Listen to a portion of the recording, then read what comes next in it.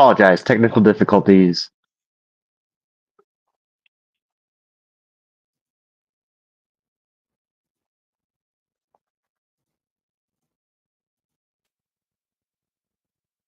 Slip is a terrifying moment when reality seems to tear open, dropping a person into another era without warning, often one that feels wrong, empty, or disturbingly alive.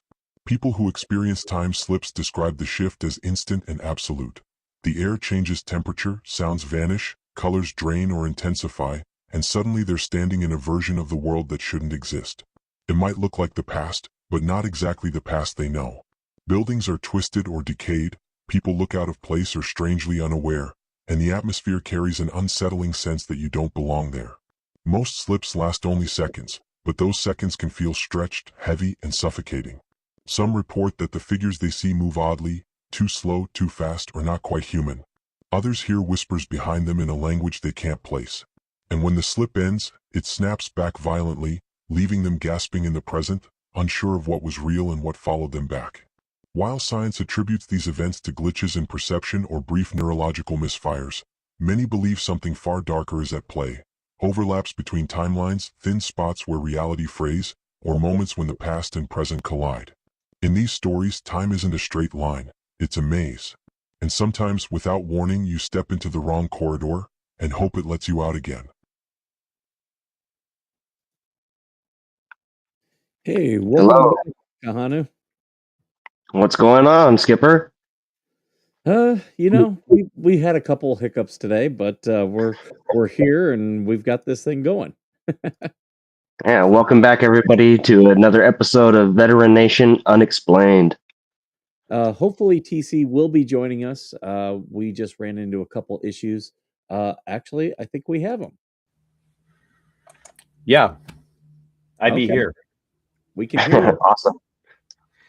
So yeah, everybody, thanks for your patience. I don't know. I was talking to the guys just fine, and then I lost sound. I thought it was a setup.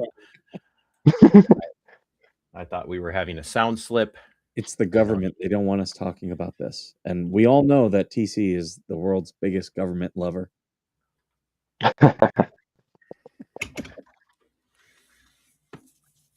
So we've got an interesting subject today.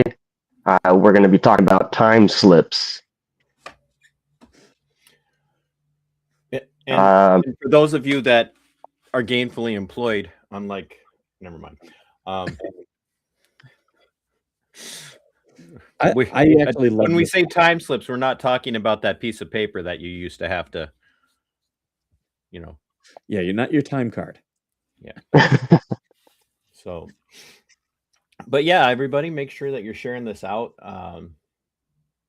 liking it, coming back and rewatching it, sending any veterans that you might know that have strange stories that don't involve the barracks porn librarian or drunken nights out in Kadena. But actual unexplained stories or things that they believe were unexplained. Make sure you send them our way. Our guest today is someone that I know personally. We started talking about strange and unexplained things because he has a bumper sticker or a window sticker on the back of his SUV of a Bigfoot family. So I said, "So do you believe?" And that got us going, and we started talking about time slips and quantum physics. And I told AVA, I told Kahanu that we were going to be talking about quantum physics, and he tried to back out of the show. He keeps talking about it. So yeah, so this is Unexplained, and this is not Vet Nation Live. We're not going to be talking politics. We're not talking politics. We are definitely not talking what the hails today. So chat, you guys feel free to talk about whatever you want, as long as it's got to do with strange and paranormal, preternatural, supernatural things. Yes, we are silencing you. So Skipper, we've been going for almost 11 minutes. We should probably go before Chad passes out from boredom. So you want to bring him in? All right, welcome, Chad. Hey, welcome to the show. Hey guys, I think we have a little bit of a delay. We are professional. Yeah, I think where he's just having a little bit of an issue with his internet. Well, he might be time slipping. Ooh, yeah. So, Chad, tell us a little bit about yourself, and we'll get into your experiences with time slips. I think Chad froze up on us already. So I don't. So it's okay, Chad. It's no. Can you hear me? Skipper, that's not funny. Oh. So just, I don't know what, I've never had experience with time slips, and I had to look it up online to see if that was the same thing as deja vu. I know a lot of people have deja vu, but it's actually not the same thing. No, deja vu is well, depending on who you talk to, deja vu is a one camp in particular thinks that deja vu is a form of precognitive functioning, that everybody has a little bit of precog in them. Okay, go ahead and make your jokes. I'm waiting. Come on, Skipper. I know you. So some people think that people that experience deja vu are having a precognitive function of some sort or experience of some sort, and then there are people who think that deja vu is a form of memory recall, and that bleeds into quantum physics aspect. So when they talk about deja vu being a form of memory recall, what they're actually saying is that somehow you've slipped close enough to the very thin barrier between the different dimensional or multiversal existences, and you are recalling a memory from an altar, one of your altars in another multiverse, Another timeline. another part of the multiverse, another timeline. And so,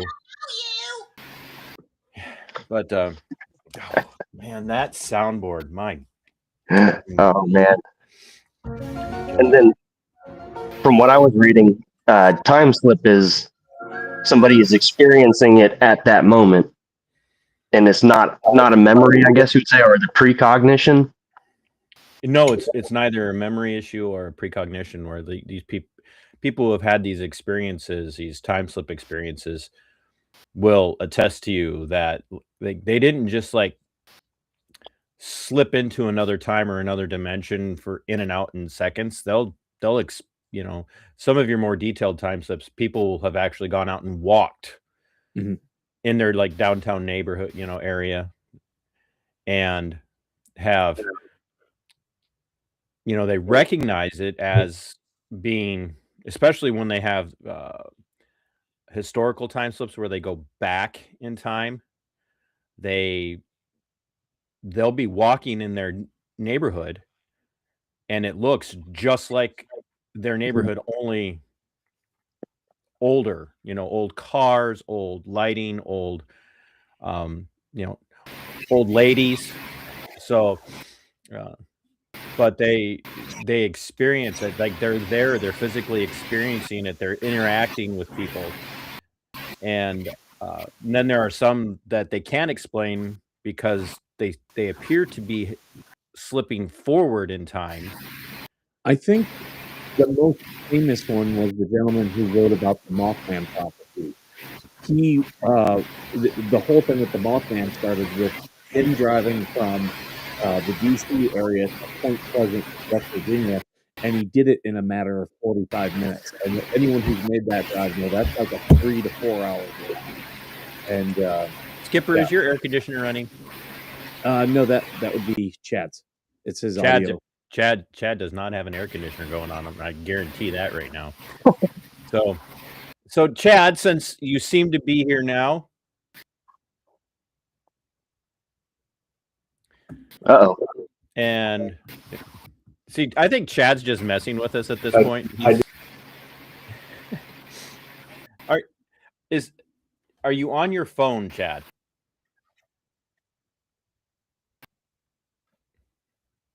Yeah, that's a bad delay. I think we have. Sorry. I wonder. Can you guys hear No, me? you don't. We can hear you. Trust me, Kahanu's done far worse. Like we had to make him restart his phone. I'm gonna do that. Like you're catching up now. There we Here's go. one. Here's one. When's the last time You guys can hear me? Yeah, are you? Yeah, try on your phone. See if your phone will do better for you. Let me send him the link on his phone. So then he can get it. That way. Because I know one of his stories, but I don't want to tell it.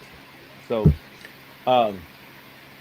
So a real popular one that I came across when I was going online is about these two sisters. I can't remember the exact date, but they were in, I believe, France, and they experienced a time slip when they were touring Versailles, and they went across a bridge and saw some people dressed in that period clothing. And when they came back to reality or their current timeline, the bridge wasn't even there. look at what you must have been using your laptop. I was using my laptop. Was that? That's amazing sanctioned? that it was the laptop that was the problem and not the phone. Because normally it's Kahanu's phone. We had to make him restart it once, and I asked him, "Hey, have you restarted your phone lately?" And I swear to God, I'm not making this up. Not in 2 years. So Yeah, that could cause a problem potentially. yeah, it potentially was a problem for darn sure. So Chad, Yeah, we are professionals here, as you could tell by all of our technical issues. So I was don't know if you heard, but I did tell people that we do know each other on a personal level in real life, and that I asked you about your Bigfoot sticker on the back of your car, and which is a different Right. show altogether, and that got us talking about preternatural, supernatural things, and that led to you volunteering that you have actually had several, at least 2, if not more, experiences with time slips, which of course then I immediately said, have you taken your medication? So fair question. So why don't you tell us a little bit about, who you are, and not with all the personal, deep details, but just a little bit of who you are and where you were skeptically or somewhat convinced about some of these issues, and then kind of launch into your first experience with time slips. And I'm going to remind everyone Kahanu's the host, so I'm going to just sit back and watch Kahanu flounder now. Yeah, and everybody remember, we're not scientists, and we're just going off of what we personally know. So don't take everything for truth. Right. No, I think that's the best way to explain any of this stuff, right? Or kind of start with that personal foundation. I mean, there's a lot of things, a lot of people online that claim to be connected to different things, and those things. I mean, I would take it all with a grain of salt and use your own judgment as you listen to anyone. But again, my name's Chad. I'm just a regular person, right? And just like all of you guys. And I appreciate you guys bringing me onto the show, and I'm not a veteran myself, but I have a ton of respect for all you guys. So thanks to all 3 of you for your service, and to all of your your channel subscribers and listeners for their service. It's greatly appreciated. I'm just interested in the unexplained generally. And so Todd and I kind of started talking. He asked me about the Bigfoot bumper sticker on the back of my car and whether or not that is indicative of my Bigfoot hunting, It's not. The other vinyl sticker on the back of the vehicle says hide and seek champion, right? With a Bigfoot image underneath it, right? So, I mean, that said, I am interested in the unexplained, but for me, it really is like, what are my personal experiences? And then how does that intermingle with science? Because I have a, kind of a firm belief that science is directly correlated to a lot of the unexplained and the things that people would claim to be spiritual, right? And those types of experiences that they personally experience and that I've experienced. So one of the things that I've experienced regarding time slips specifically, a lot, quite frankly, a few of them kind of happened during my childhood, right? And so, I think if you look at these theories about how time and space interconnect, and how these experiences kind of come through the piercing of the veil, right, or any of those things. A lot of them happen to children, and kids, and I think that has something to do with our minds not being convinced that we are in a certain place and time, and that everything is just static, right? So I think just being open-minded, and kids see things and hear things that maybe we don't as adults, right? So, but one of the experiences was I was 6 or 7, and I was actually visiting um, Arizona with my parents, and we were in a ghost town, and kind of walking through, it was there was a tour I think going on with that, but there was one of the buildings that um, we walked into, or I walked in first. My parents were kind of um, out on the outer side of the building, and I walked in and I turned to my left and immediately saw two gentlemen that were dressed in cowboy gear, right? I mean, cowboy hats, sitting at this table. And it kind of startled me because there wasn't really supposed to be anyone in there. There were other people outside that were kind of walking through the town, checking things out. So I kind of immediately just turned and walked out. And my dad was there, and he's like, what's wrong? And I mean, you could see I was kind of startled. And I said, well, there are two guys in here, two men. And so we walked back in and turned, and they weren't there. So, that was one of the things that my dad proceeded to think I was, I'm sure, crazy, and was probably pretty concerned. But I mean, that's one example, right? And so in thinking back on that, and at the time, I remember thinking like, what did I just see? Like they were here, you know. Um, but there again, that's one example of something where if you look at how science would explain some of that, and really quantum physics, and again, I'm not a scientist or a quantum physicist. I've researched on my own just kind of certain things, but Einstein would call it spooky things happening at a distance. Okay, so what does that mean? I don't know. I mean, it means that things are connected in some way. Seems like such a under explanation for someone as smart as Einstein.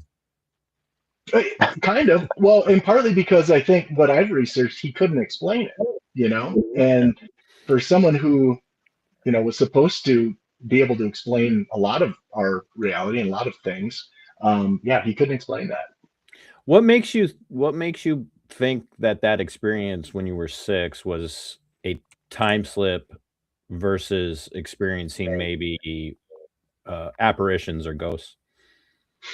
Oh, I don't know that the two are totally disconnected, Todd, to be honest. I mean, from my experience, I mean, I think time slips would be, to me, and what I've researched is like a going back in time, or experiencing a reality that is, not of the present moment. So that could be future correlated. I mean, I thought your lead in was kind of interesting. I kind of chuckled when I was watching it. It felt very ominous. Um, and I don't know that my experience was an ominous feeling. It was more just kind of, it felt like I was in a different place in time. So does that mean that they were ghosts? I don't know. I mean, could be, or could it be that it was, just like some have explained, or I guess tried to explain, as the veil becoming thinner in reality, and you're able to see something that you're not actually presently part of. I don't know. Do you think that perhaps there's certain areas in the world that the veil is thinner, like for instance, like on ley lines? Personally, I do. I mean, I think there are places that are pretty well known throughout the world. In North America, one of those places would be Sedona, Arizona, right, as considered an energy vortex, right? And so, I mean, when you think about energy, that's another whole thing, right? I mean, just the fact that we're made of energy, right? When it comes down to it, and matter, clearly. Um, but yeah, I think there are places, and then that's that feeling that we get inside, right, when we're in those areas or those spots, that just feels different. I don't know that it feels off or wrong or anything like that. It's just it feels different. You can sense it, It's and that's our intuition, I guess. it's funny that you mentioned Sedona, which is where Red Rock National Park is, because there's actually a theory out there that the government has set aside the land for national parks along the lines where there's lots of vortices. And I live right next to one. I live right next to Joshua Tree National Park. Have you heard that theory? And also, I've heard where that explains a lot of the disappearances in the national parks. Huh. Well, I mean, I think in as far as the government's intervention or interaction with it, I really don't have a lot of knowledge on that particular piece of it. But I would say that, it's what's interesting about all of those areas is that you've got people from all walks of life, different ages, backgrounds, cultures that experience similar things within those areas, those energy areas, whether that be seeing something paranormal, right? Whether that be experiencing,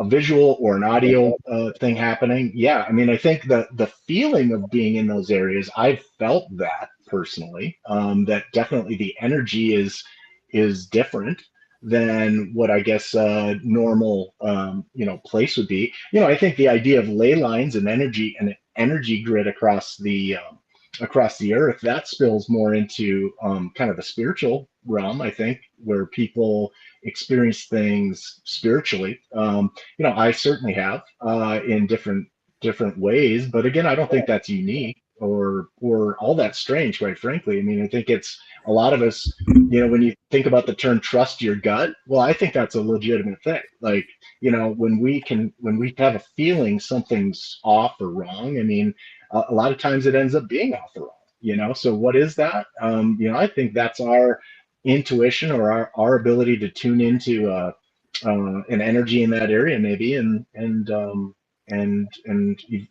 interpret it.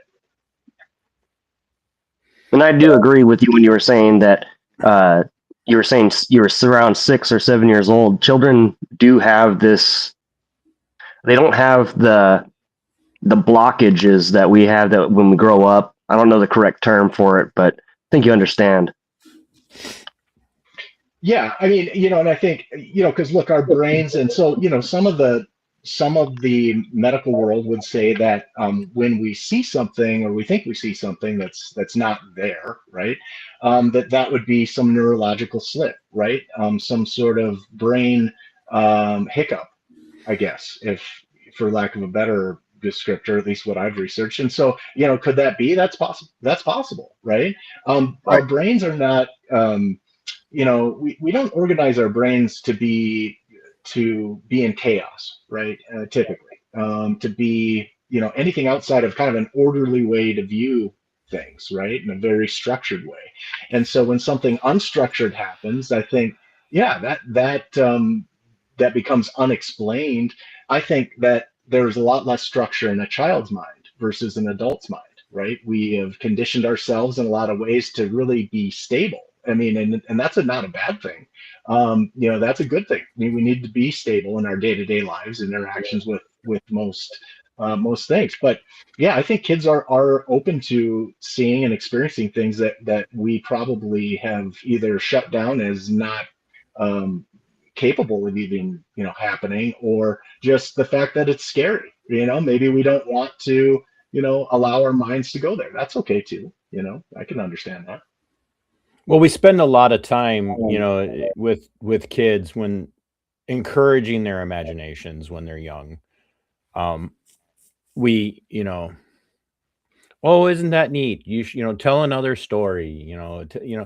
Who are you talking to? And oh, it's my friend. And then, oh, that's cute.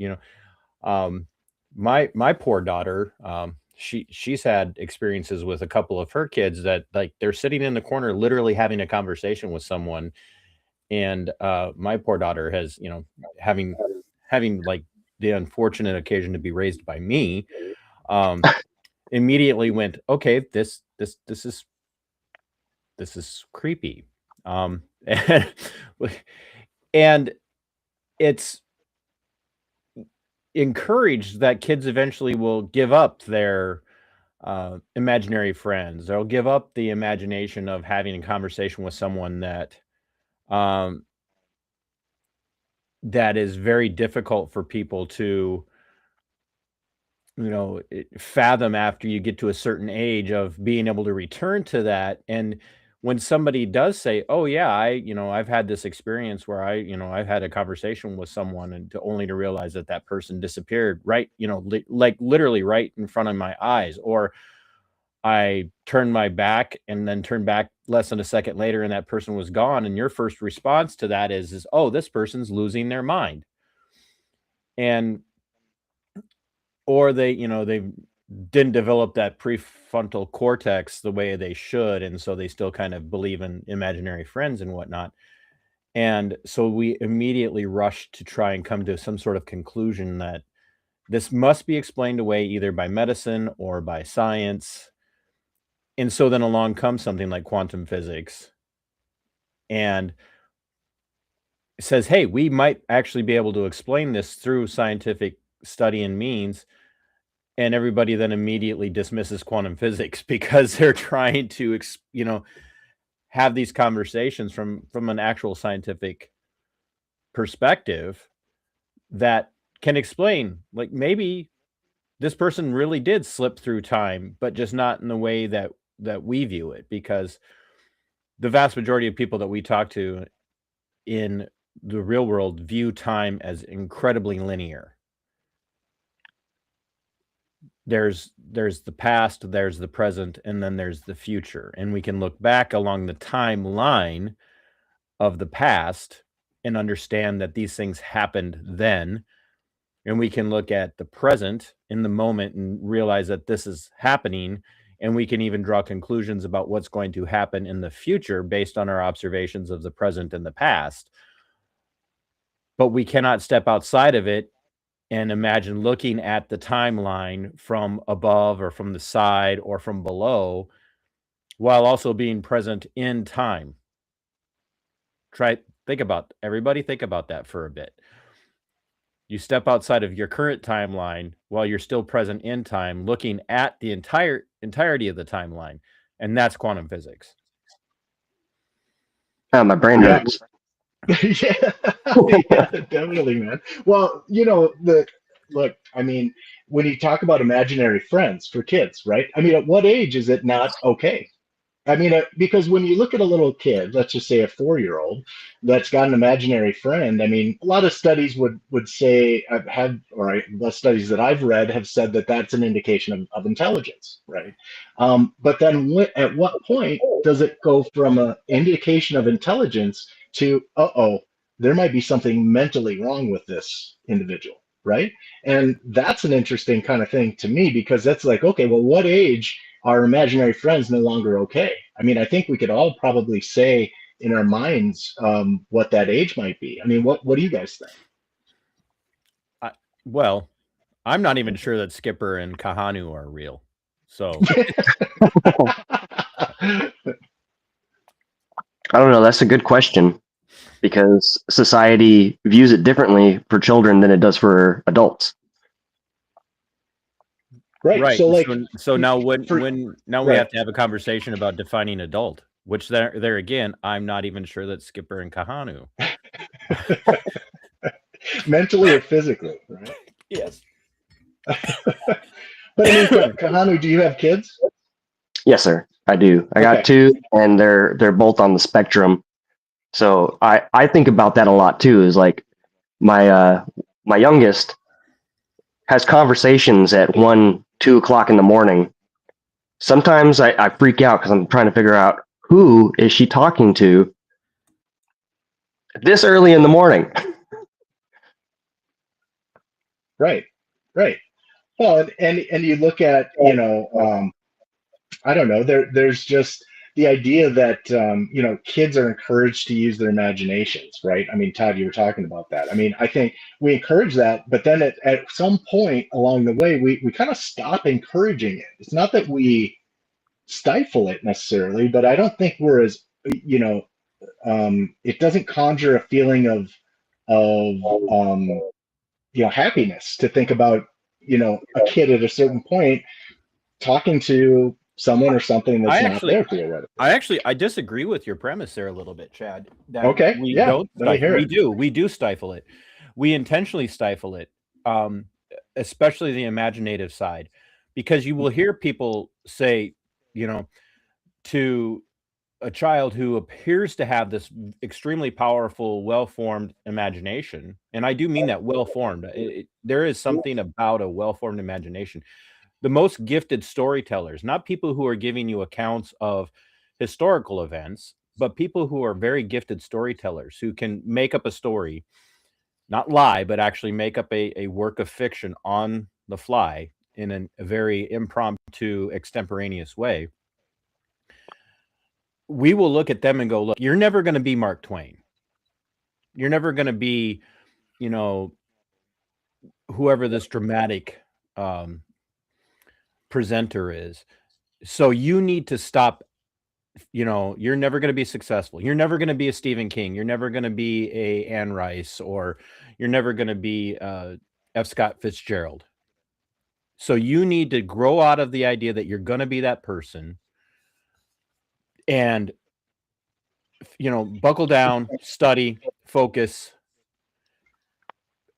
Or, in some cases, we look at those same people and we'll actually tell, athletes that it's okay for them to pursue something that they're never going to be successful at ever. Like we'll tell people in junior high and high school, excuse me, middle school. We don't have junior high anymore.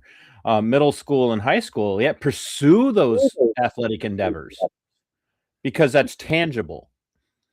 It's incredibly tangible. We want people to be athletes because it's healthy to be competitive. It's healthy to be involved in an athletic way, and it might help you get through college. You might get a scholarship. You might end up playing in college. But the further along you go, people will still encourage you, but also remind you that less than 0.1% of people actually ever get picked to play professional sports ball. And yet and Skipper, I know Skipper can kind of have a precognitive moment and understand where I'm going with this. But those same people who maybe were incredibly athletic, but knew they were never going to play at the college level or the collegiate level or the professional level, are still like wrapped up into it. And they know all the stats, they know all those things, and nobody ever looks at them and tells them to stop. But boy, this person over here is 35 years old, and they might be sitting at home cranking out short stories that they maybe never share or don't share with anybody but their closest friends. Like they're like, okay, come on, man, it's time to like grow up, let it go. And I think that's a lot of why we look at people who like you who talk about having a time slip experience and say, half jokingly, are you on your meds? Did you take your medication? And that's been kind of the focus of what Kahanu wanted was, I want to be able to have these open conversations, right, Kahanu, like with people who've Right. had these experiences that are unexplained and not make them feel freaking crazy. Absolutely. Yeah. That's one of the things that everybody's worried about when they have an unexplained event happen with them involved. They don't know who to talk to, and even your closest friends might, "Hey, are you on your meds, man?" Well, I mean, present company included, it's probably a fair question for all of us, not Chad, but for the veterans. Like, are you on your meds? Have you seen your therapist? I mean, so, but um, Well, yeah, Kahanu, Todd. go ahead, Chad. No, I mean, don't you guys think that some of that is just this human infatuation with control, right? I mean, it's like we just want to control things. I mean, it's just so whether that be your child's career path or sports endeavors or you know um, or just the fact that, like when we don't understand something, I mean, it's easier to condemn it. That's easy, right? I mean, that's the easiest thing to do is to look at someone and say, well, I don't understand that, so I'm just going to say it's not normal, right? Or it's abnormal, if not normal. And I think that is that part of that human condition of control. I mean, we just desperately seek control, and quite frankly, there are, I think everyone, whether it be a paranormal experience or not, has an experience with wanting to control a situation and it being completely out of our control. I mean, I think that is a big part of our psyche, and I don't think you're wrong, Todd. I think that there are a lot of things that we do to stifle growth. Um, and maybe the reason is that we just can't give up that piece of control in our minds to allow something like that to be possible. Well, veterans in particular are very much control freaks. We are we spend all this time like operate. Even those of us that haven't been in combat, like in combat zones or conflict zones, like Skipper and Kahanu have been. We spend all of our time in controlled chaos, and then we get out, or even like what my former career after the military and some time in retail work in that law enforcement world. You spend all of your time in controlled chaos. You want control. And so then you take somebody, especially an adult who has the kind of experience that you did at 6, where you literally experienced something that happened, and now you advance that from 6-year-old Chad to 36-year-old Chad, and have Chad had that same experience. And Chad's not going to walk up to TC and go, "Hey, let me tell you about this experience I just had last week." You're going to be like, "Nope, not telling anybody that story at all. Never. Nope." And and so that wasn't 6-year-old Chad's experience. That wasn't the only one like that you had. No, no. And as I kind of got older, I mean, I've had a few different, I guess what I think are ghost experiences, which aren't all that different from what I kind of described earlier. I think there seems to be a time period at play. Like there was a point in time in my, I guess it was high school age.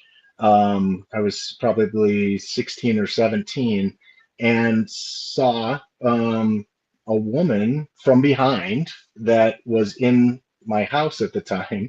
No, Um, Skipper. No. that, yeah, not what you're thinking, Skipper.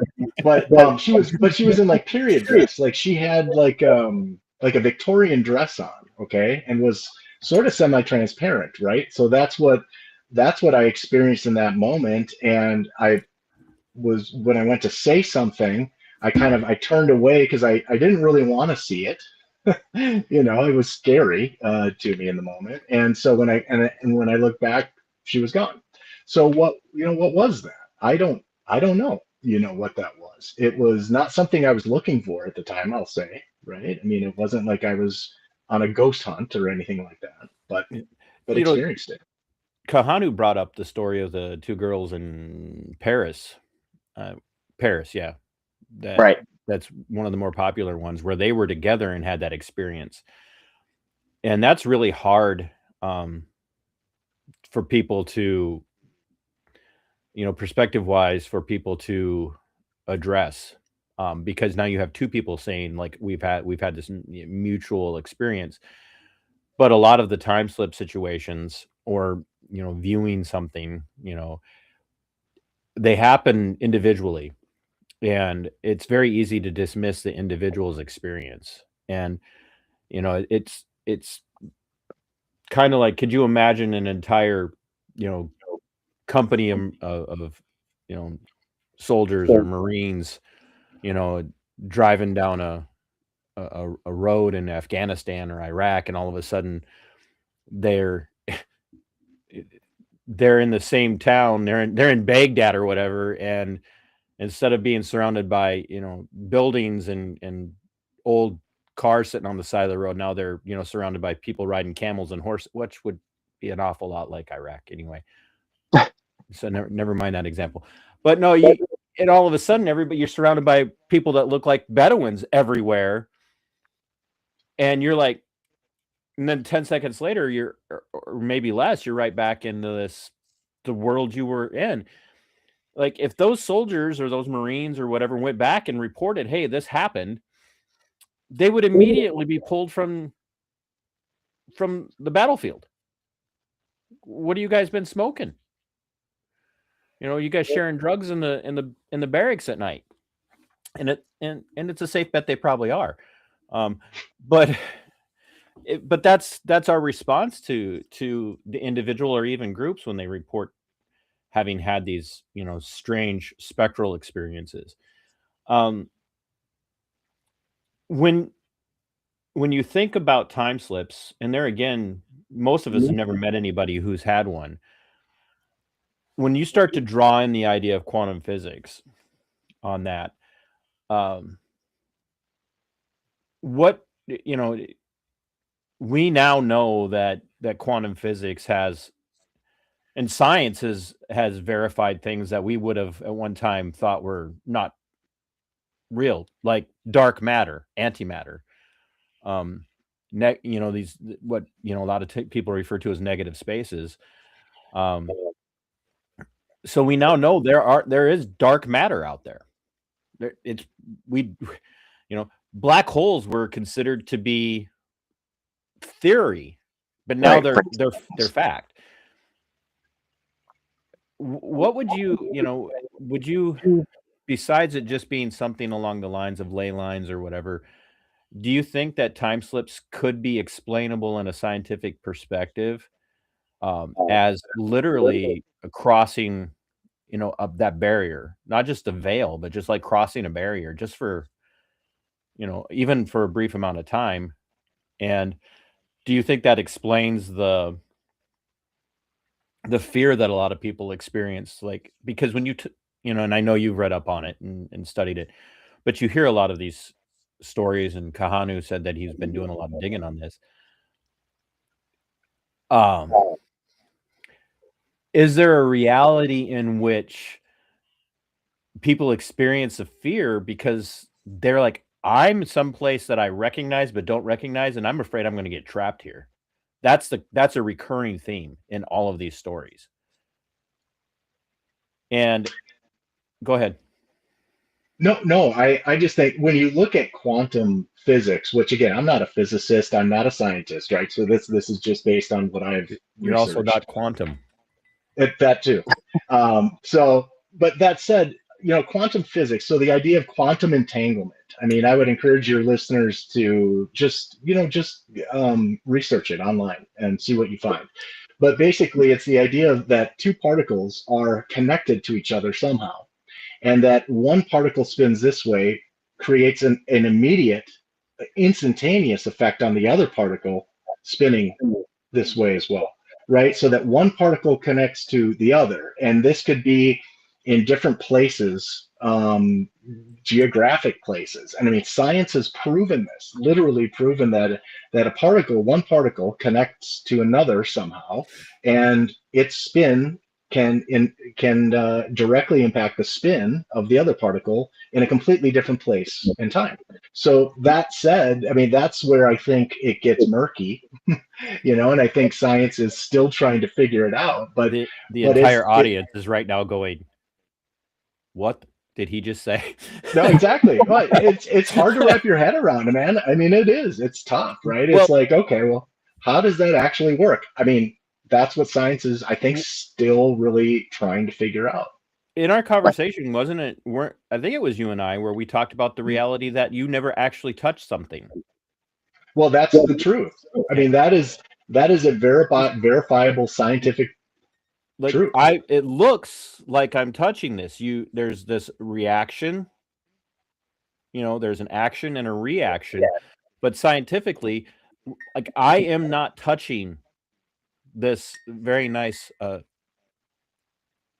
Acacia wood spoon that I got from Rise Coffee, mushroom coffee, which by the way, we're not sponsored, but we would love to.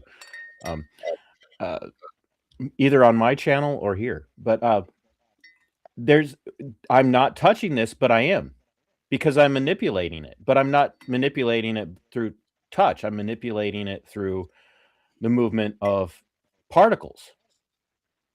That's it. It's particles and this ultimately isn't even solid. It's not solid. It's a bunch of particles that are clinging together through atomic energy. But when you get down on the atomic level, you could pass right through this. So why would it be impossible for 6-year-old Chad on an atomic level to slip into another time stream for a second and slip right back? Because of the quantum entanglement, because those particles are, you got sucked into something. And it's mind-boggling. And for people to say, no, it doesn't happen, or I've got the answers, I'm like, okay. Sometimes I think that I'm pretty sure we're all familiar with the Hadron Collider, CERN. We just I talked about think. it the other day. Yeah. Okay, yeah, I think they're probably experimenting with all of this. Who knows what kind of developments they've come up with, as far as bending atoms or passing through them, phasing through objects, teleportation, or bringing other realities into our own reality. Well, look at lasers. Yeah. Right. What's a laser? A laser can hurt you. Lasers, I mean, not just blind you. Lasers can hurt you. Lasers can cut holes into things. We see it with laser engraving. Right, and that's particle manipulation, right? Yeah. All right, zip it. Well, and a laser emits photons, right? So I don't. Have you guys ever seen anything about the dual slit experiment? No. I have, but go ahead. This is fascinating. I have to go touch up my coffee.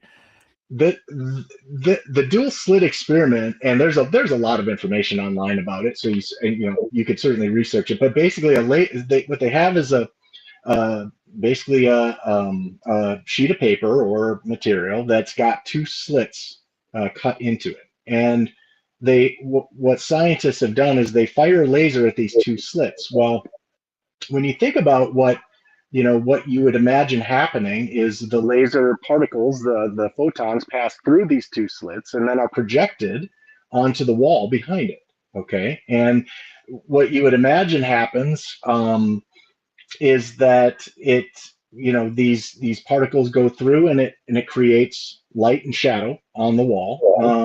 And what actually is happening is these waves. What they say is happening is these waves are going through, creating a pattern of light that they're actually a series of light and dark bands. So not exactly what your brain would think of it in terms of how that would project onto the wall. And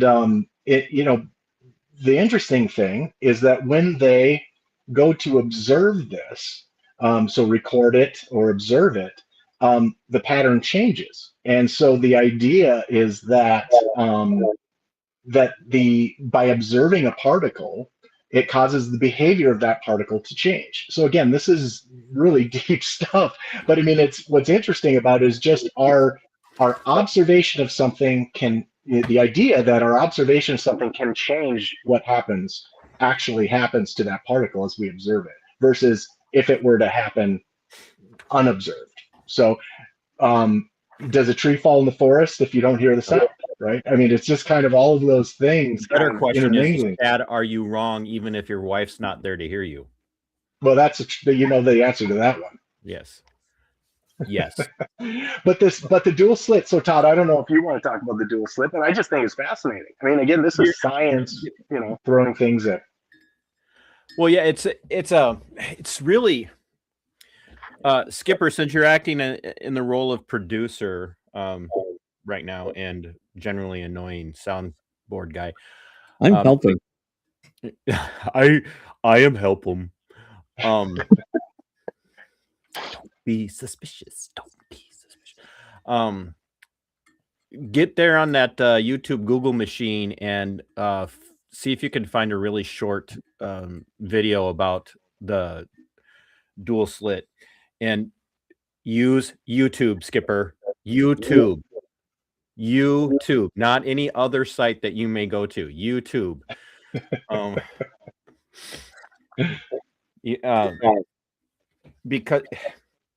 Because there again, there are some videos out there that explain how the you cannot wrap your mind around what they're trying to say with that experiment until you actually watch them do the animation of it. Would you say that by observing it, we're seeing that these particles or atoms are sentient? I don't know about sentience.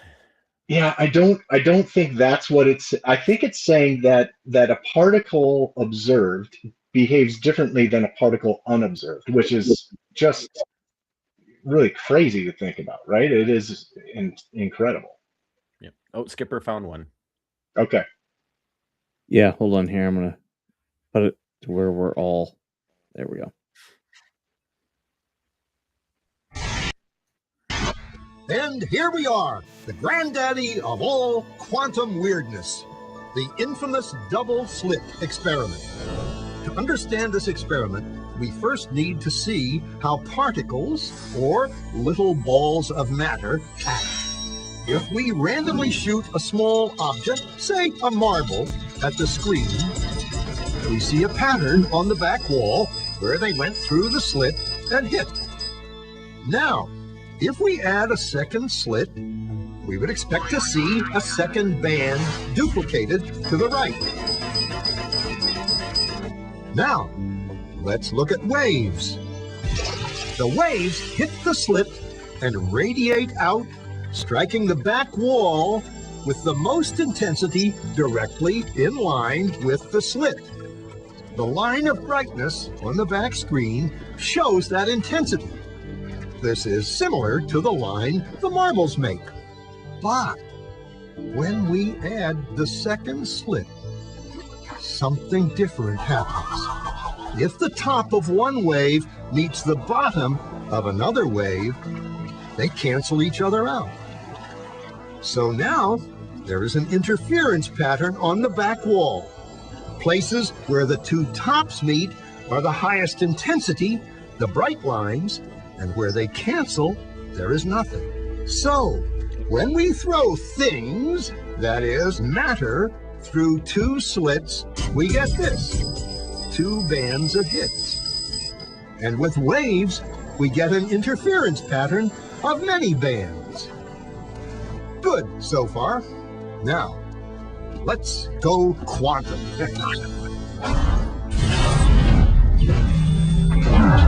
An electron is a tiny, tiny bit of matter, like a tiny marble.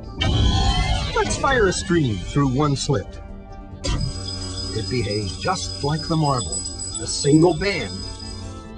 So, if we shoot these tiny bits through two slits, we should get, like the marbles, two bands. This is going to blow your mind. What? An interference pattern. We fired electrons, tiny bits of matter through. But we get a pattern like waves, not like little marbles. How? How could pieces of matter create an interference pattern like a wave. It doesn't make sense. That's But good, Skipper. physicists are clever. They thought maybe those little balls are bouncing off each other and creating that pattern. So they decide to shoot electrons through one at a time. There is no way they could interfere with each other. But after an hour of this, the same interference pattern is seen to emerge. The conclusion is inescapable. The single electron leaves as a particle, becomes a wave of potentials, goes through both slits, and interferes with itself to hit the wall like a particle. But mathematically, it's even stranger. It goes through both slits and it goes through neither. And it goes through just one and it goes through just the other. All of these possibilities are in superposition with each other. But physicists were completely baffled by this. So they decided to peek and see which slit it actually goes through. They put a measuring device by one slit to see which one it went through and let it fly. But the quantum world is far more mysterious than they could have imagined. When they observed, the electron went back to behaving like a little marble. It produced a pattern of two bands, not an interference pattern of many. The very act of measuring or observing which slit it went through meant it only went through one, not both. The electron decided to act differently, as though it was aware it was being watched. And it was here that physicists stepped forever into the strange, never world of quantum events. What is matter? Marbles or waves? And waves of what? And what does an observer have to do with any of this? The observer collapsed the wave function simply by observing. Yep, there. So, right, exactly. Observation in and of itself is not merely observation. It is functionally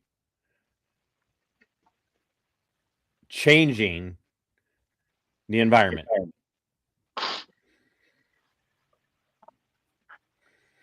I always Yeah, I feel mean- like somebody's watching me.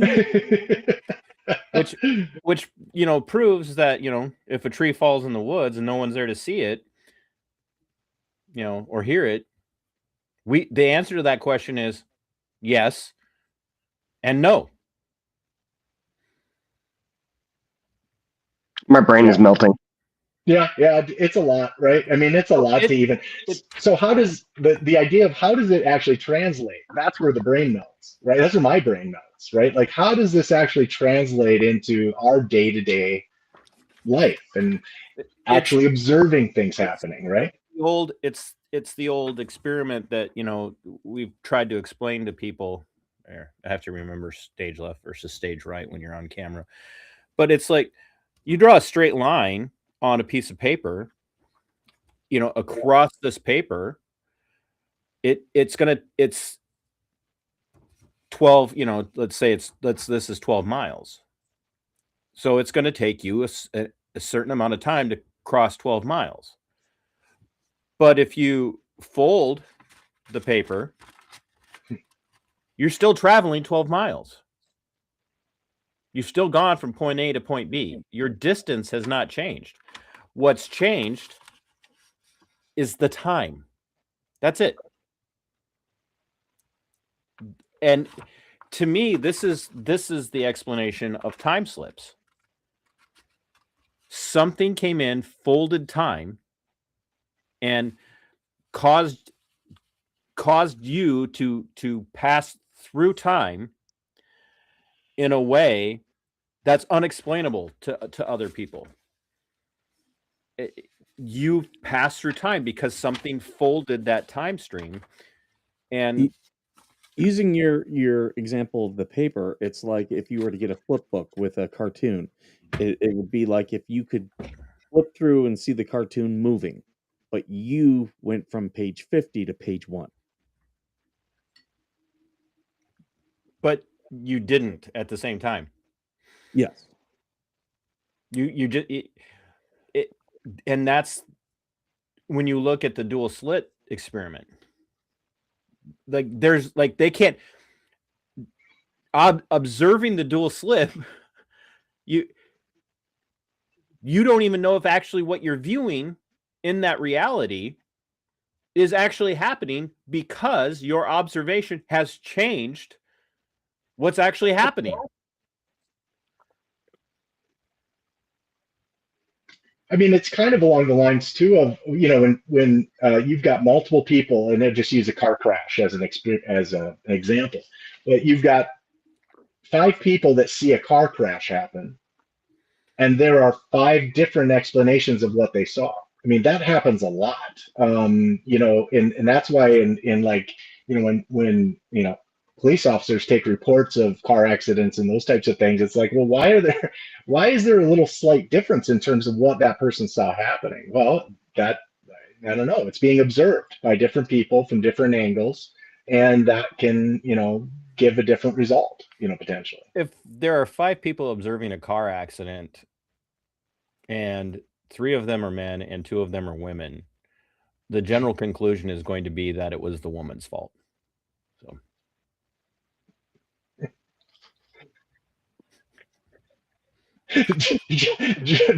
Generally, by according to whom?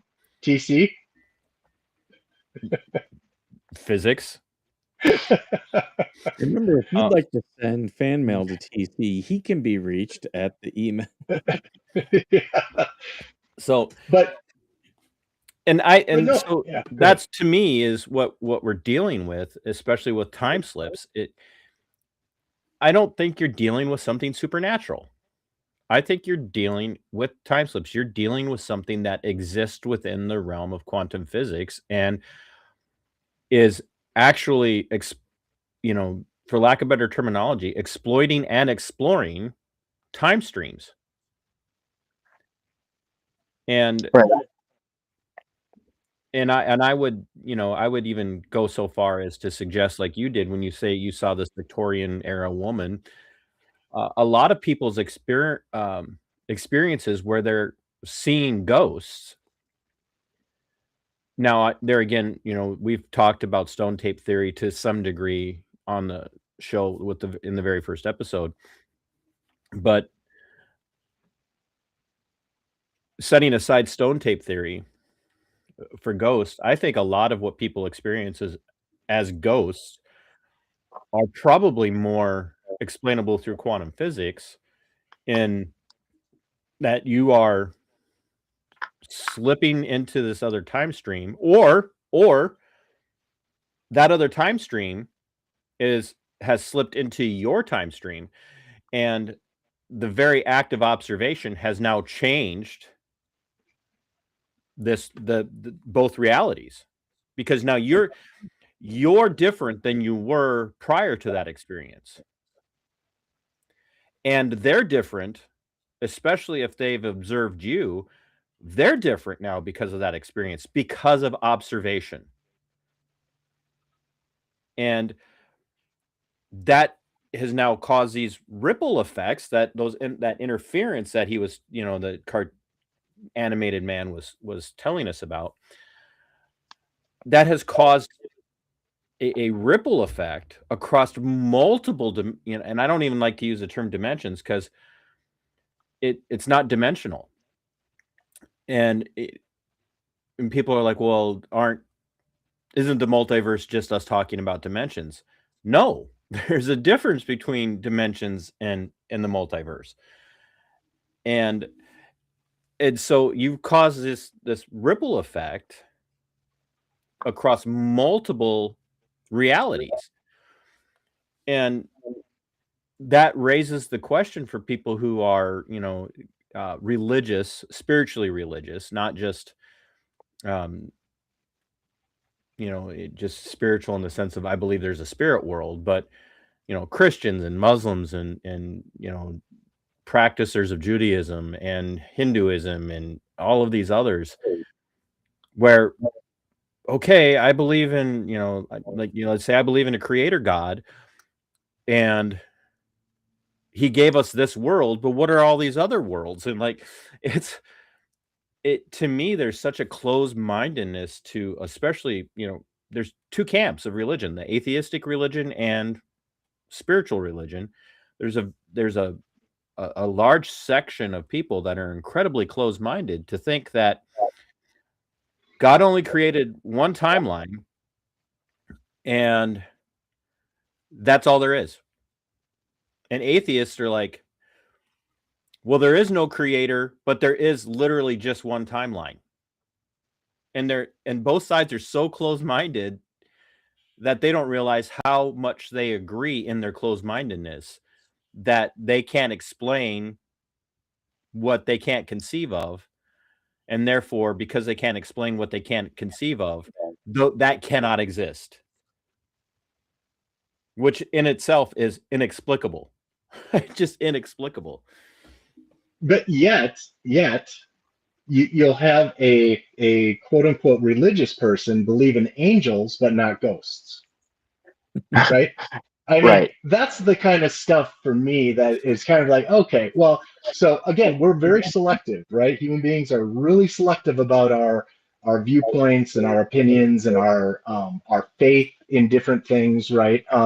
And so those are the things that I find kind of just kind of funny, right? Like, okay, no, that's and I wouldn't condemn anyone for believing in any sort of thing, especially in things that are largely positive to their life, their life force, right? I mean those are the things we want, people to promote. But yes, I mean those are the things that I find just kind of very stark, and saying that, hey, I believe I have a guardian angel that watches over me, and protects me from different things, yet my friend who claims to have seen a ghost, well, they're crazy.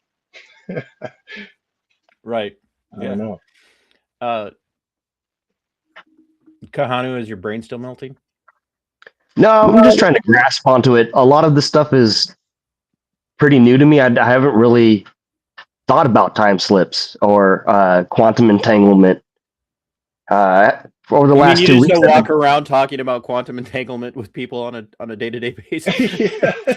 No, it's all really interesting to me because, like Chad was saying earlier, a lot of this is just it's intertwined and it's all singular. It's one thing happening at the same time. Well, look at your green screen generated background. Yeah, is it real? To somebody, No, is it real? It's no. real. Yes, it is. That picture is real. You're sitting in front of a real picture. You're present in that presence right now. But you're also in your garage. Right. I can travel the multiverse. But that image has been captured and superimposed.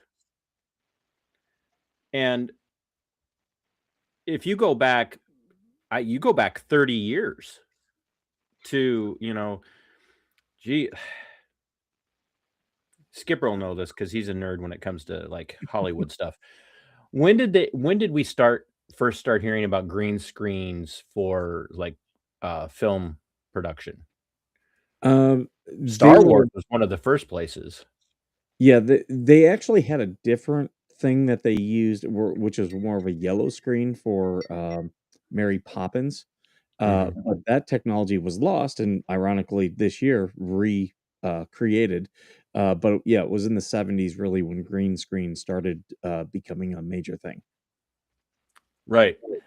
So if you go back to just, let's just say between Mary Poppins and Star Wars, when they, you started to see the use of green screen, people would have, they would have been, baffled how did you make that happen? Well, it's happening. It's literally happening. Quantum physics says that you just created an entirely new experience. And each experience that you've created is different based on the observation of that experience of the individual. And it was Ray Bradbury, and I can't remember the name of the story. But he created the term the butterfly effect. And basically what it came down to is, in this story, here's this imaginative man, how'd you like to be the person that was telling Ray Bradbury, of all people, grow up, stop that, you're never going to be famous, right? He creates this story where people can travel back in time, which is a, time travel.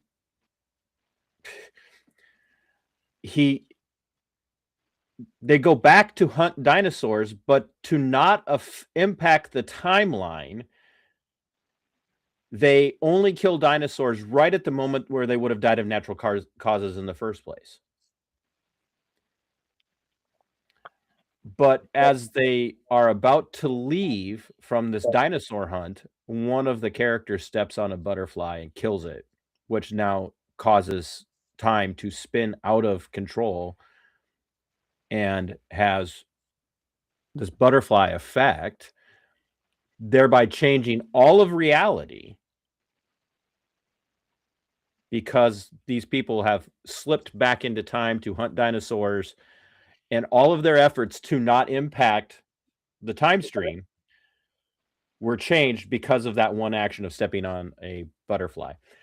And we kind of take terms like, oh, it's the butterfly effect. When a butterfly flaps its wings in the jungles of, South America, that causes the wind to change, which then causes a hurricane to rise up. That's not what that term was meant to be about. It was literally meant to be about a little bit of what the movie was, like the butterfly effect movie was about, which was that one thing has an impact that ripples through time, and not just in a physical causative sense, but in a very metaphysical, very quantum physics sense of, you just don't know when you start monkeying around with things that you don't understand what kind of impact that you can have. So, or even when you monkey around with things you do understand. I mean, just think about everyday choices that we all make, right? Every single choice we make changes our path, everything from, deciding to go to the grocery store at the time you do, and then you get into a car accident. Had you not decided to go, at that point in time, and stayed home and watch TV, that wouldn't have happened, right? Like, those types of things are pretty crazy to think about too. What's the series of movies about people trying to escape their death? It turned into a whole series of sequels. Final Destination. Final Destination.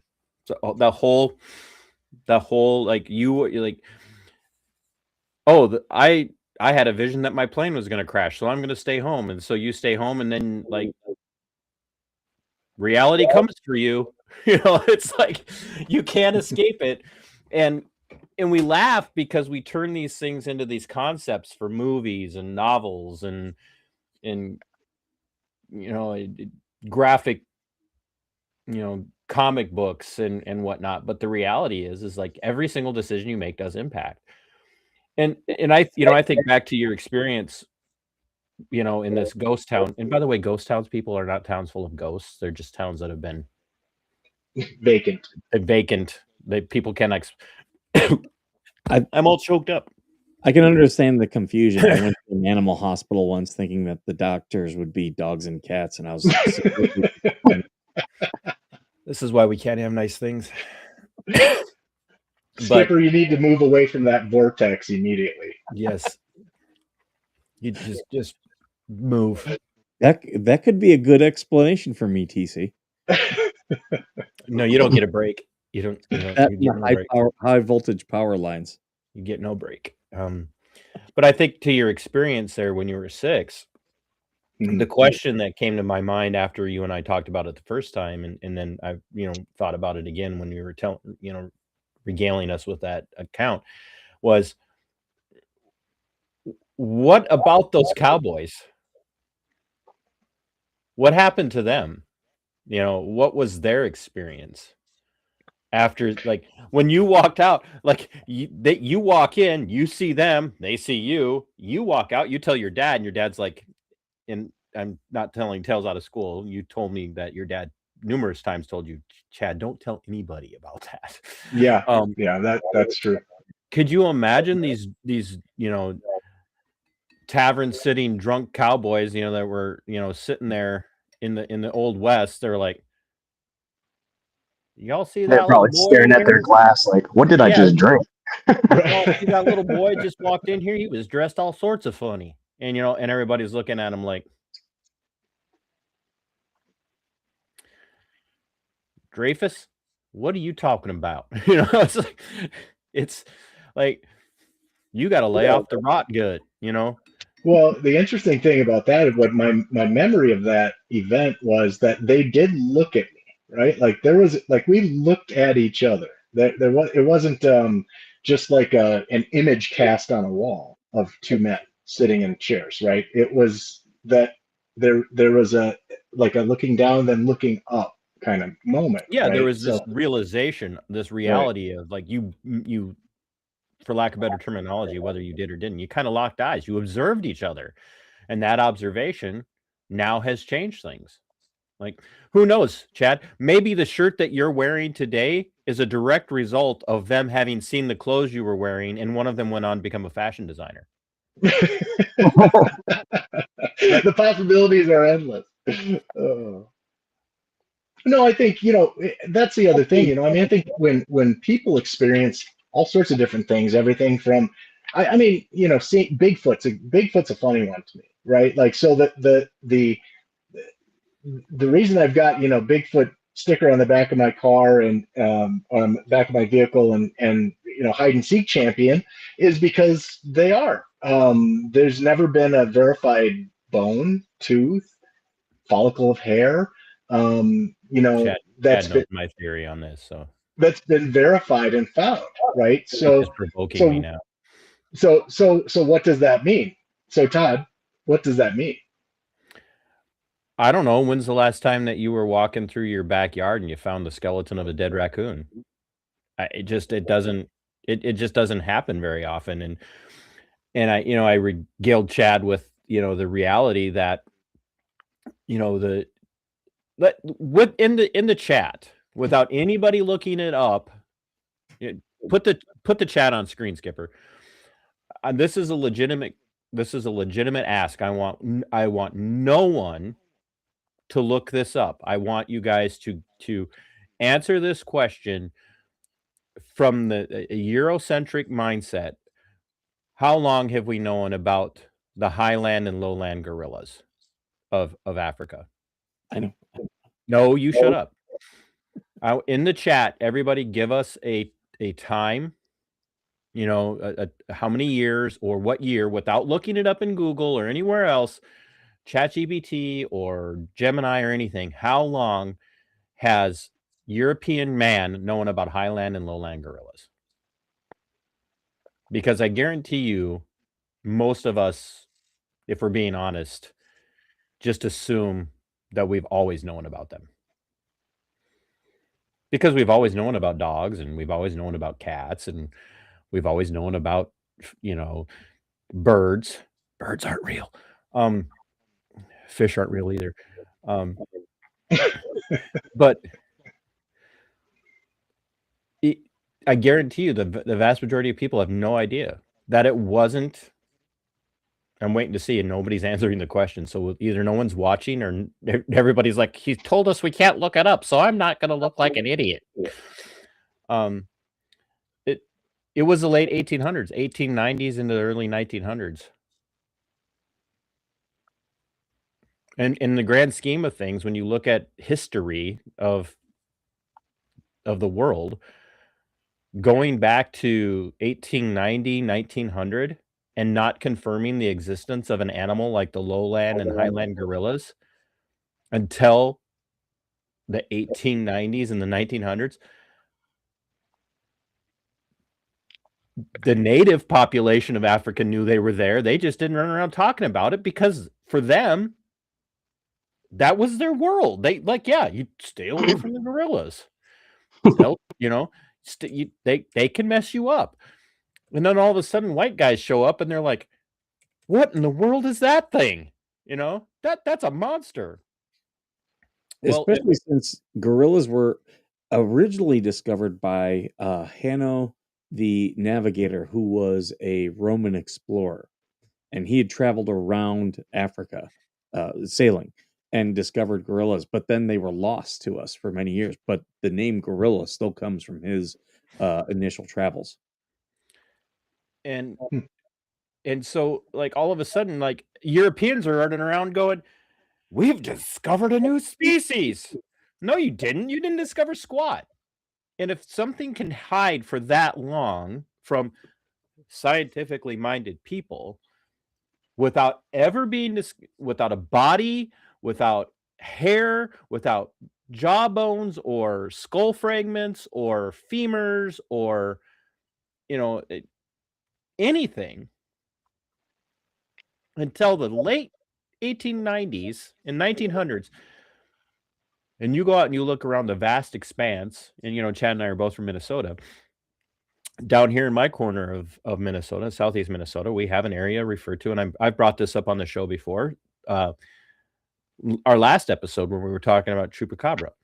I could take you down into the big woods, less than 15 miles from my house, and get you lost, and you may never be seen again. Especially if I drop you near a meth cooking factory. But or you go up towards Superior National Forest. Mm-hmm. And that's just Minnesota. You get into places like Idaho and Montana and Eastern Washington or Western Washington, Vancouver Island, and we've got people in the chat talking. And this isn't an episode about Bigfoot or Sasquatch or, and great apes, but it's the reality of if we can have things that are verifiably real, that we can't explain or we don't know the existence of until, same thing with the giant squid. Everybody says, "Oh, we've always known about giant squid." No. Sperm whalers, they would report killing sperm whale and having these giant suction cup marks on these creatures if you know how big a sperm whale is, something big enough to take on a sperm whale.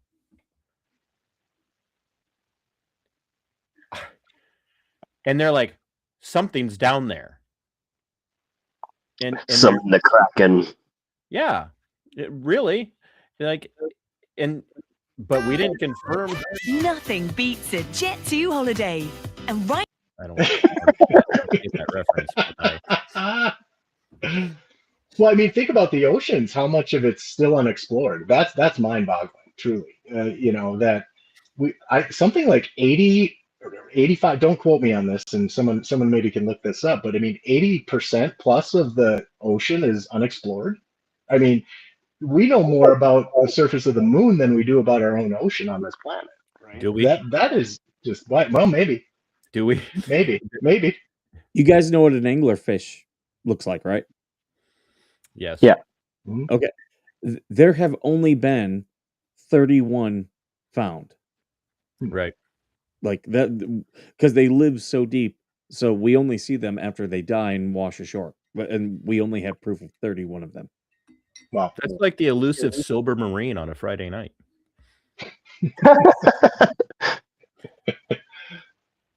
Yeah, I mean, it's just, I mean, could there, that's where it's like, well, could there be something that we haven't found clearly?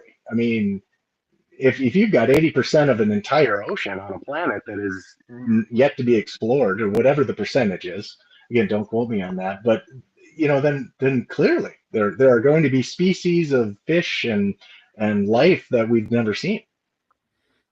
Right.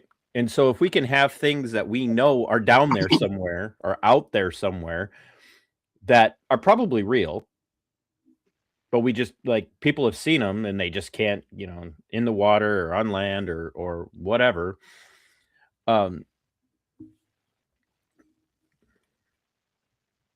Why is it impossible for us to believe that we could be walking in parallel time streams right next to our doppelganger? And there are hundreds and hundreds and hundreds of stories out there just on YouTube alone of people talking about having seen themselves, having heard themselves calling their own name. What is that? And you got one segment, oh, that's a doppelganger. It's a evil, dark spirit that's trying to take. Is it?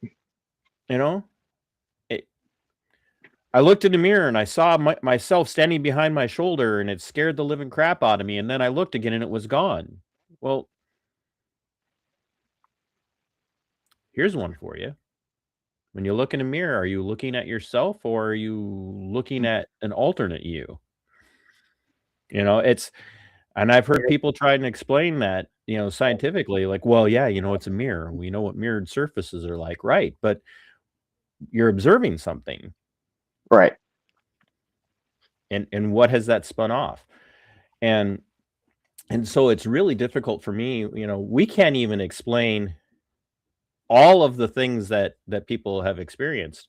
Now, there's a guy, his name's Todd Standing. He is a researcher who has worked with, multiple biologists and anthropologists who says, I've confirmed I don't just believe in Bigfoot. I know Bigfoot exists. And we look at a guy like that and we say, you must be crazy. And then you talk to somebody who is a layperson who studied quantum physics, and they say, look, I've studied enough quantum physics without being, as Chad has said numerous times, without being a scientist or an expert in this field. I know there are multiple realities out there. And you go, you're just nuts. How can you know that? How do you know there aren't? How can you be so convinced that there are no other realities out there that you could say beyond any reasonable doubt there are no other realities? Which one of us is crazy? Well, and that's just it too, isn't it? It's like if I see something, Todd, if you go out into the woods and you see something that you perceive to be Bigfoot, there aren't a hell of a lot of rewards for making that public, right? In fact, I would argue that the exact opposite is the case, where there are more detriments, right, than any sort of reward for that. So again, how many people see things that we never hear about? Next thing, that's another. If you come back from one of those experiences and you start telling that story, next thing you know, you work in a warehouse, Chad. Well, I mean, I just think that our societal norms and those type, and that's why people are infatuated, frankly, too, with getting photographic evidence or audio evidence, right, and all these things to prove the claims. And that's part of what I love about the paranormal or the unexplained, and how the scientific community begins to intersect at different points, because now you are talking about not theoretical, it's theoretical meets physical proof. Right. That's where it gets really interesting for me, just personally, in my, layman's research of these different things. There, and I had mentioned, this movie when you and I were talking about this the first time. But if you want to really and it's not a scientific approach, and it is an absolutely, if you're the kind of person who doesn't like terror or horror, I do not recommend you watch this. But the movie Event Horizon is an absolutely foundational study in quantum physics and the reality of what monkeying around with quantum physics could look like if you're not careful. It is not a ghost story. It is it is a treaty or treatise a treatise treatise. It's a treatise on don't mess around with things that you don't understand. And in keeping with the theme of both my channel and Vet Nation, hey, U.S. government, could you stop, please? Could you stop, please? That's what we don't need an Event Horizon type situation taking place here in the United States or on the surface of this earth at all. I do enjoy. There's a couple people who have been talking about some of the things that the CIA has now officially admitted that they've taken into, and according to the CIA, astral projection is real, and they have used it. Chad and I had mentioned that in our That's conversation as well. That's a really big one. Remote viewing. Right. Astral projection, remote viewing. Yep. Yeah. Project Stargate. Right. Sorry, Project Gateway is something that they've now released. Not only the fact that the government had a whole, just a whole department dedicated to it for remote viewing at the time, but if you just Google the Project Gateway manual, there's actually like instructions on how to bring your mind to a place where you can theoretically, see things that aren't happening. And those are released to the public now. And so those were legitimate government programs that, that they took part in, that they were trying to do remote viewing, and there still are remote viewers in play in different areas of, The funny world. thing about like Project Gateway is you look at that and then you talk to people who have literally experienced MK Ultra,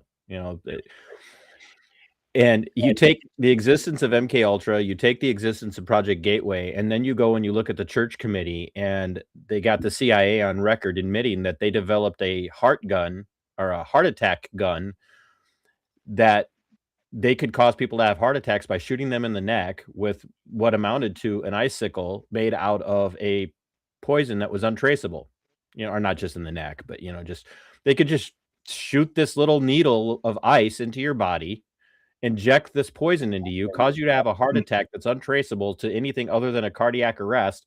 And everybody goes, "Oh, come on, that's not." And then you go, "Oh yeah, and by the way, they also admitted to MK Ultra and to Project Gateway." And then all of a sudden, that little heart attack gun seems a lot more feasible in the world of tangible realities. You might actually err on the. You know what? I believe that gun. I don't believe that they actually were doing remote viewing, and it might feel like we're far afield from the idea of time slips, but this is the reality of all of this unexplained stuff, is that some of it is genuinely preternatural. Some of it is genuinely supernatural. Stone tape theory, I think, is a really good example of explaining how some people have these spirit-like experiences, even capturing images of what appear to be spirits. That doesn't necessarily have to be a time slip. Those things are real. And quantum physics may someday explain that for us.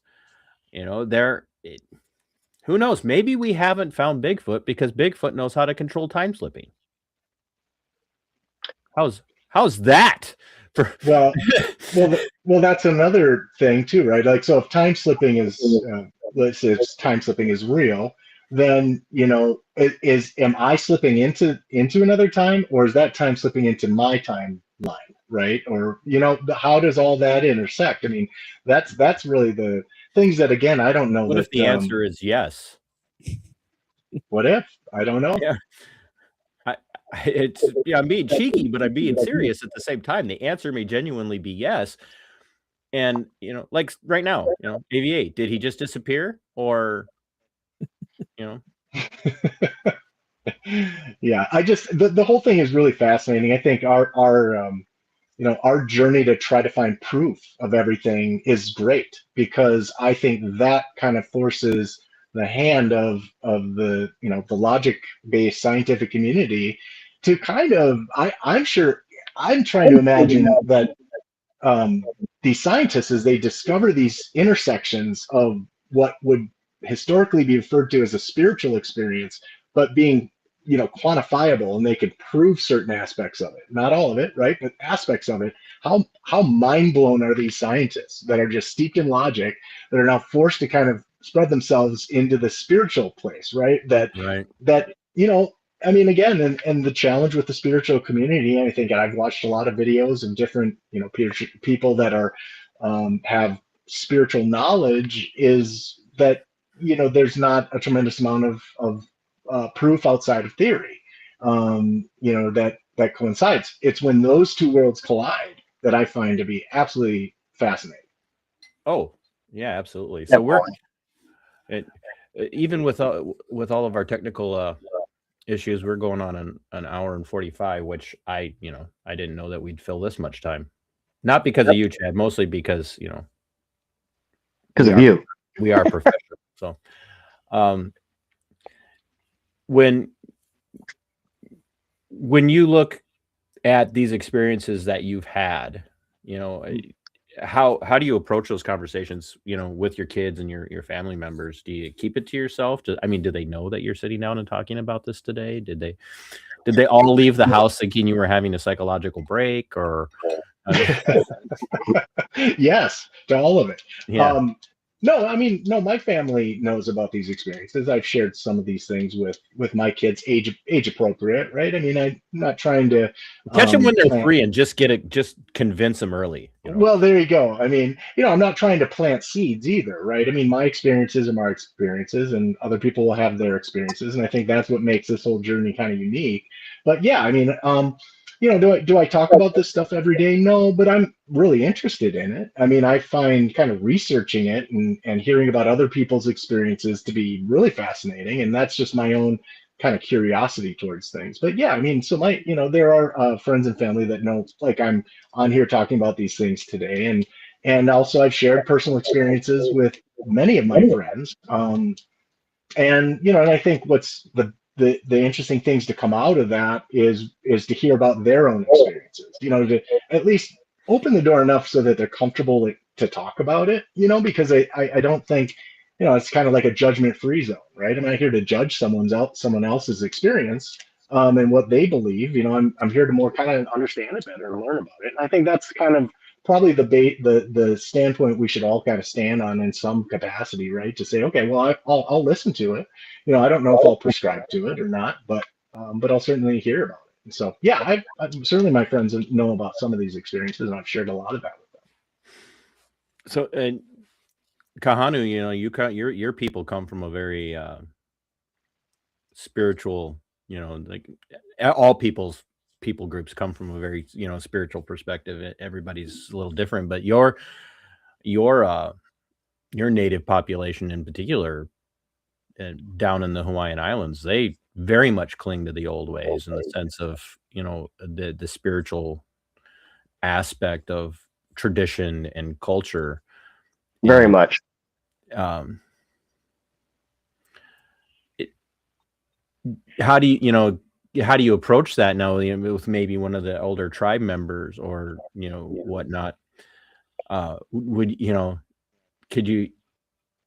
could you have a conversation with them and say, hey, look, is it possible that a lot of our ways, a lot of our religion, our spirituality could be an early ancestral embracing of multiple time streams? And That's a good question. I haven't really thought about asking anybody. Growing up, I did ask my mother about ghosts and stuff, and she didn't discount me. Told me what I saw. I probably saw it, but on the other hand, my father said ghosts aren't real. Those aren't what you saw is a figment of your imagination. hmm. Chad, Darlene asked, if one of your children told you they saw a ghost, what would you explain to them? Well, I mean, I think if one of my children told me that they saw a ghost, I would probably, ask them to describe what they saw, right? More so to understand what the perspective of it is. I think, there are so many things that we dismiss uh, with our kids that they may be open to more so than our minds are, right? And we talked Yeah. about this earlier. Is that, I mean, I don't know that my logical brain would be able to understand everything that they claim to have seen or saw, but also completely dismissing it, I don't think is necessarily healthy for the child, right? I mean, I think you've got to acknowledge they saw something, and I'd be curious to more understand it better. And instead of being scared of it, I think, or shutting it down immediately as a parent, I would probably be more apt to ask them questions, not try to, and also not try to intentionally lead them down a path that coincides with my path. I mean, I think that's the neutral spot as a parent probably is best to address that. That's probably how I would do it. Yeah, you don't want to always affirm, like, hey, Daddy, I saw a ghost. I'm like, oh, sure you did. I'm glad. Yeah, you probably did. It's probably Grandma. Grandma's not dead. Oh, yeah, about that. No, Right. so you don't want to overly affirm anybody, really. You don't want to overly affirm a child. You don't want to Right. overly affirm, an adult.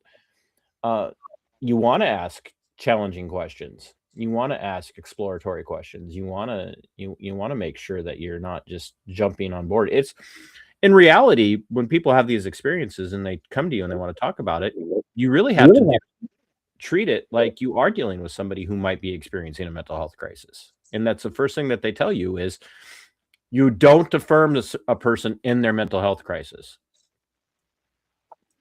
When they tell you that they're hearing voices or they're seeing things that aren't there or having conversations that you aren't privy to. The difference is when you're dealing with someone that you know and that you care about, it's what Chad said. You ask questions and you don't immediately try to convince them that what they experienced is wrong. And you don't immediately try to convince them that they're imagining it, because that's going to build a barrier of distrust at that very moment. They won't talk to you again. So if they are actually having these experiences and they're real, they're not going to talk to you. And if they are experiencing something that they might need help for in the future, they're not going to talk to you. It never, the end of that is it never ends well. It doesn't end well. And that's, if somebody comes up to you tomorrow and says, "Hey, I don't know how to explain this, but I was walking downtown and all of a sudden all the cars were from 1945 and there were war bond, posters hanging all over the place, and I was seeing, people dressed in, styles of clothing that you only see show up in movies these days." Don't go, "Okay, what have you been smoking?" Say, "Hey, interesting. Let's have that conversation. Let's talk about it." Um, and then, Yeah. if they're having that experience all the time, every day, might be worth having a different conversation. Yeah, definitely. I think if you're talking about a one-off experience that a child has at night in the middle of the night in their bedroom, or something that's happening all the time. Correct. I mean, I think that's definitely, those are differences. But again, too, if children haven't been told that things are real or not real, then they're just perceiving it.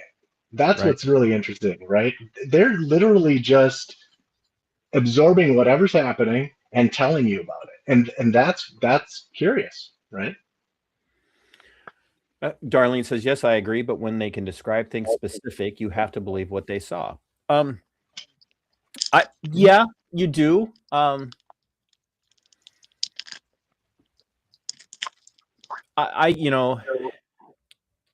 think a lot of authors out there are really good at describing things that aren't real. But when you read their works, You can, like, how many times have you read a book by somebody, one of your favorite authors, and go, man, this would be so good as a movie, right? And then somebody comes along and does an adaptation of it, and they totally screw it up, by the way. Like, Mhm. like, no, and part of that is like people can be very good storytellers, and they can have a periphery experience and be very adept at telling you about that periphery experience. Doesn't mean you have to believe it.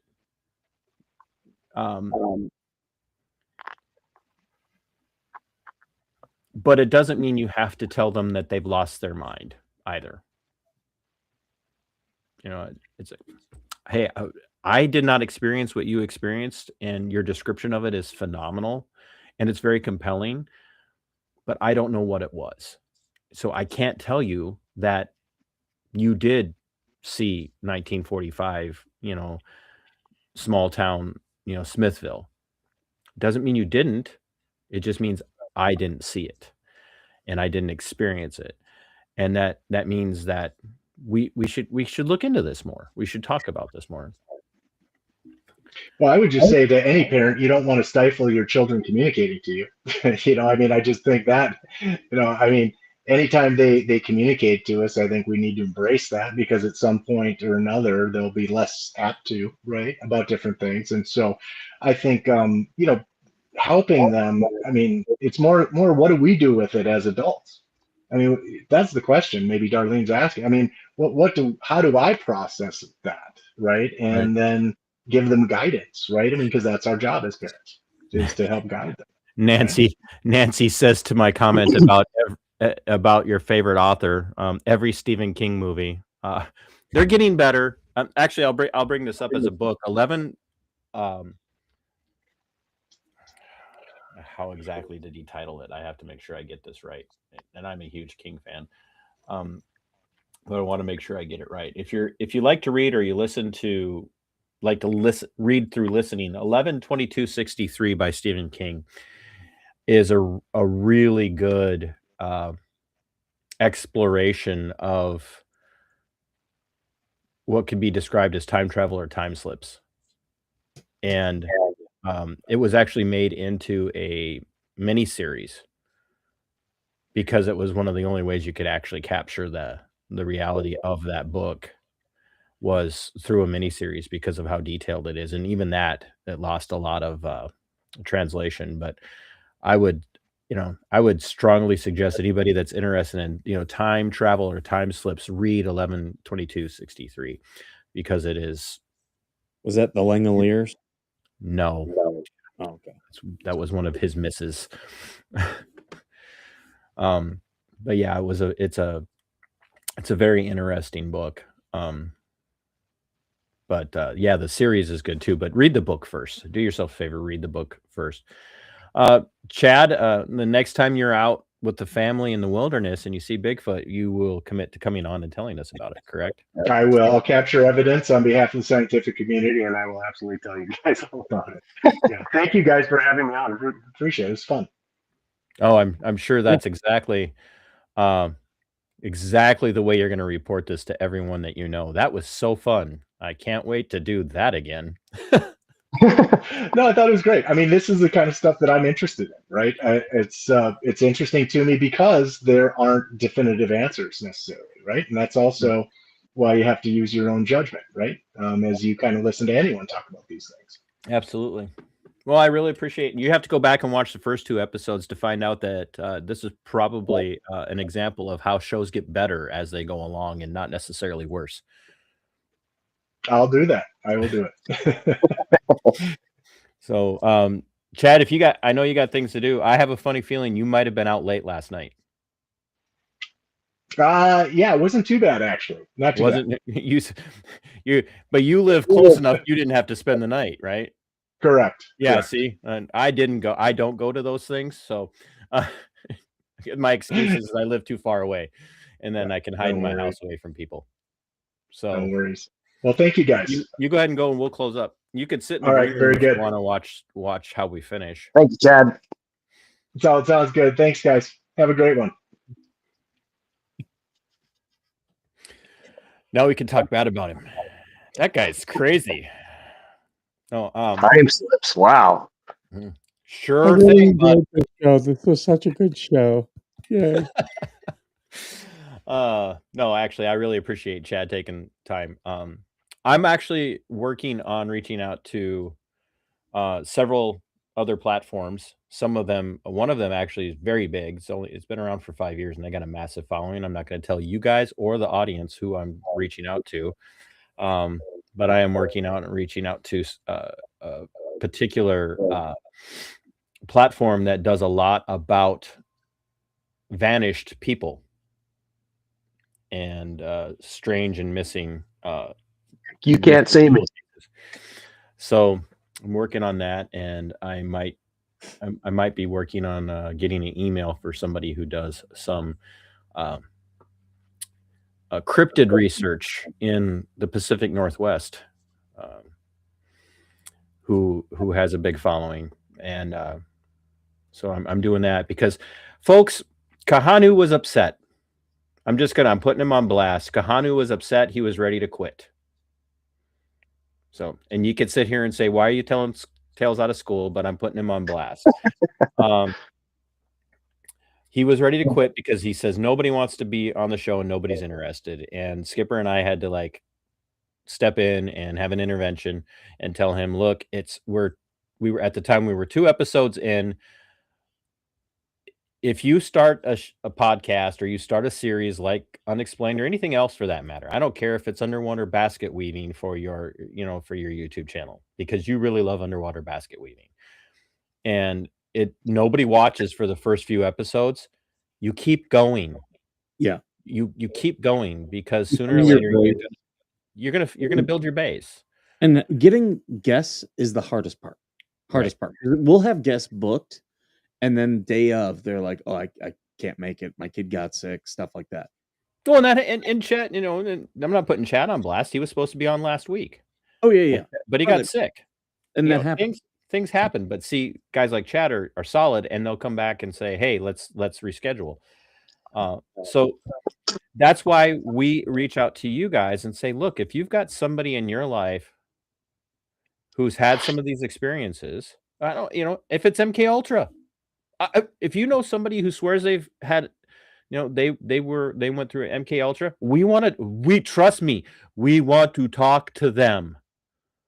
We definitely want to talk to them, because that fits right in keeping with if the you theme think of the they're show. crazy, send them to us, because I've learned that crazy is podcast gold. Absolutely, which is why I've stuck around with Skipper. It's podcast gold, because that's Skipper why I hang around the VA. Yeah.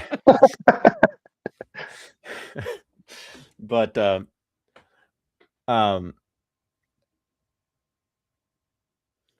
thank you, everybody. Kahanu, do you have anything coming up? Are you working on anything for your stuff? No, everything is in limbo right now. Speaking of limbo, that's a great topic for Unexplained. Oh yeah, that would be an interesting one. We can go on about that. I'm not Catholic, so I don't know anything about limbo. Skipper, what do you got going on? You got any besides your coffees with Skipper on a pretty much a daily basis? You got anything you're working on? And I'll announce today, I've got a new segment on the show coming out, which would be benefit anyone if you have military members in your family. And you guys can also give me input, Kahanu and PC. It's a segment to help young enlisted people of things your senior military leaders wish you knew. Right.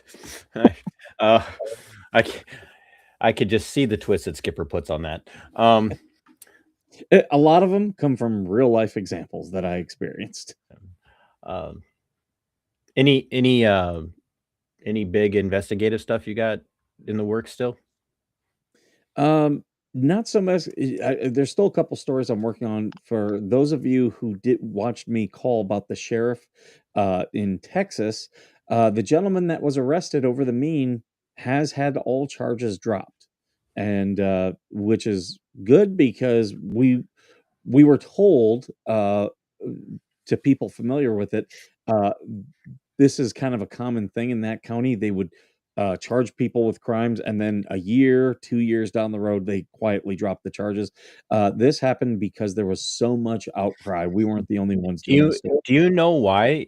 And I don't know if anybody's aware of this, but do you guys know why they do those agencies will do that when they've charged somebody and they know they've charged them wrongfully? Do you know why they hold on to that stuff? There's two reasons when they do that. Every agency that does that, which is pretty much every law enforcement agency, and so we're about to lose half the audience. Every law enforcement agency will overcharge people, even when they know they have no grounds to charge them. They will charge them and overcharge them, hoping that as they refer those charges to, if you live in an area that has district attorneys or county attorneys, depending on the system that you work under, they'll refer that to charges to the prosecuting attorney's office, hoping that the person will take a plea. Mhm. And if they don't, they will eventually drop those charges. But if they can get them to take a plea, then they don't have to worry about a lawsuit. Because if you take a plea deal, you're pleading guilty to what they say you did. And therefore, you don't have grounds to sue. And if you don't take the plea deal, they eventually will drop the charges because they don't want to risk losing in court, because if they lose in court, then the civil suit is a slam dunk. But what they haven't realized now is that when they drop the charges without actually taking it to a jury trial, the civil suit is a slam dunk. Mhm. So when you get an agency like the one you're talking about down in Texas, where they dropped the charges and they dropped them this fast, they know the lawsuit's coming. Yeah. They're preparing themselves for the lawsuit.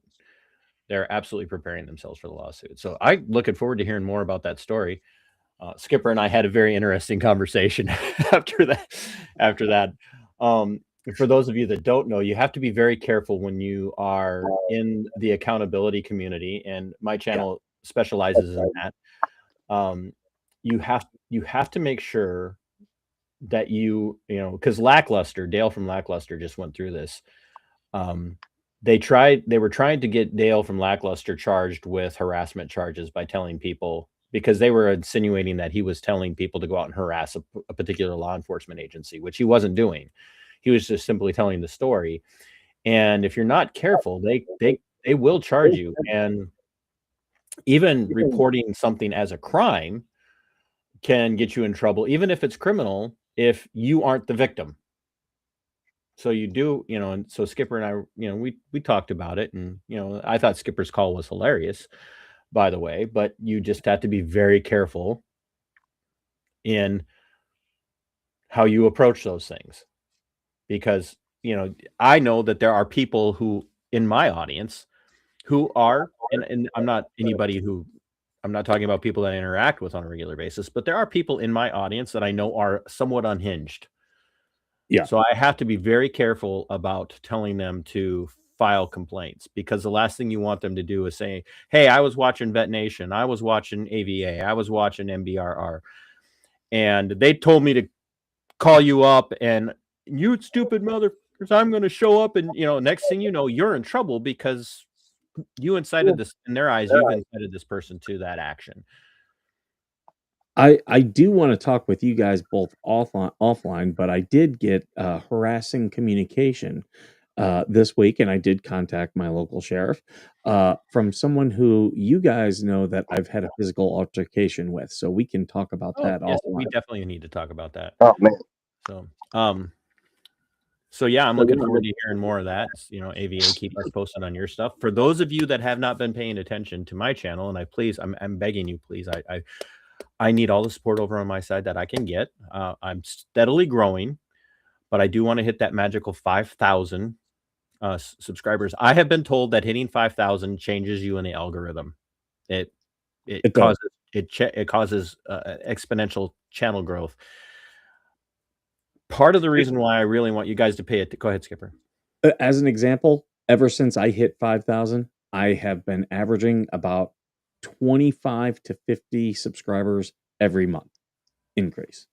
Yeah, and mine even prior to that has been higher than normal. But I'm gonna do another live stream today on my channel about Baby Haven. And this is going to be a very hard one.